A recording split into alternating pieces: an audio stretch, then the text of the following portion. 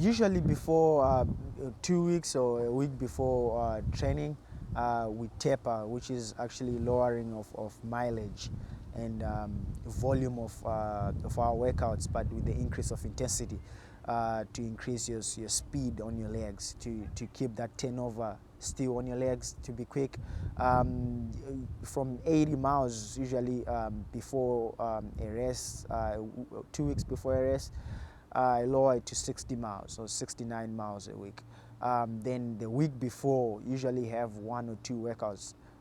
Workout on Tuesday, then on Wednesday you have got easy mileage. Pretty much if you used to do 10 miles, you do 8 miles. Then on Friday, usually do 3 to 4 miles with a lot of strides in between, just to prepare your legs to be fresh for the next day when you rest.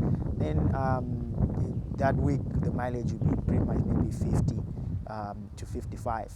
And after the rest, usually on the rest day, usually race 8 miles, 5 miles, sorry, which is 8K. And when it comes to regionals and conference, we race 6.2 miles, which is a 10K. And that week you probably log in, or that day you probably log in like 9 miles or so. So it's different with regular season and championship racing. To become an All-American, one has to go to nationals. To qualify for nationals at regionals, you have to be in the top 5 as an individual, and it's top 3 teams that go to nationals, or that top 3 teams at regionals that go to nationals. And as an individual, to become an All-American at nationals, you have to become in the top 40 in a 10K. Whatever time you run, it doesn't matter, you just have to become in the top 40. In which my freshman year, I was 30th and I became an All-American.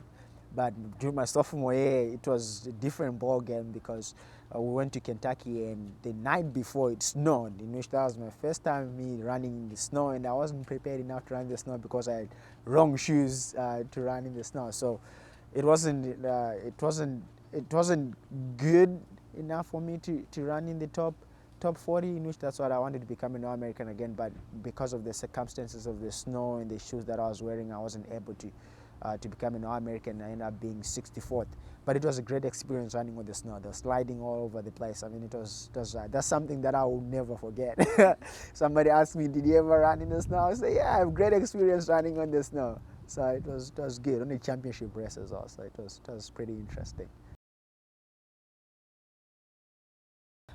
This is it's really challenging to balance being a student and being an athlete, because right now I'm taking 15 hours. So I had to take off a class before the semester started because I had 18 hours, and that sounded to be a lot for me. So I take 15 hours, and I have training every day at 3:30 in the afternoon, and I've got 2 jobs on campus. So it's really challenging to balance, but it's a matter of prioritizing your work accordingly to what works well and what is important to you. In which, school is important to me, and I can't afford to miss classes or anything. I have to go to school. That's why I'm here in the first place.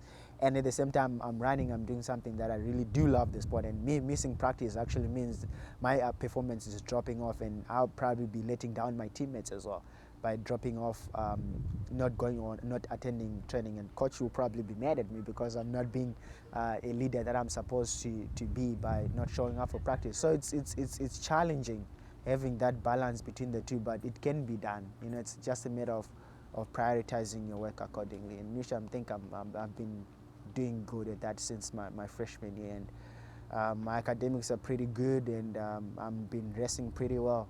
And determination and focus and commitment actually helps just make that balance stable for a longer time, as long as you're in college.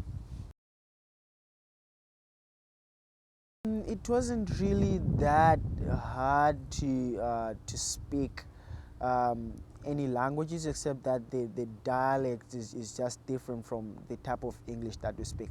Now, Zimbabwe was a colony of Britain, so we speak English. And when I came here, I knew English, but the problem is I couldn't speak as as slowly as people here because of my accent, because I came from Africa. So I had to adjust to speak slowly for people to understand me, some of my teammates that I hang out. So it wasn't much of a challenge because I spoke English already, but the only challenge that I had was trying to slow down and spell out words for people to understand what you're saying.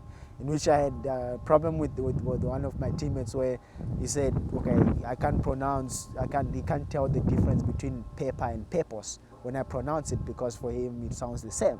When I say paper and when I say purpose, it sounds the same to him, but for me it sounds different because I'm saying different words that have got different meaning. But for him it doesn't sound the same because it just sees the same word or the same pronunciation coming out of my mouth. But it wasn't much of a challenge though. Thanks for watching this week's edition of the Black and Gold Report. Until next week, go Braves.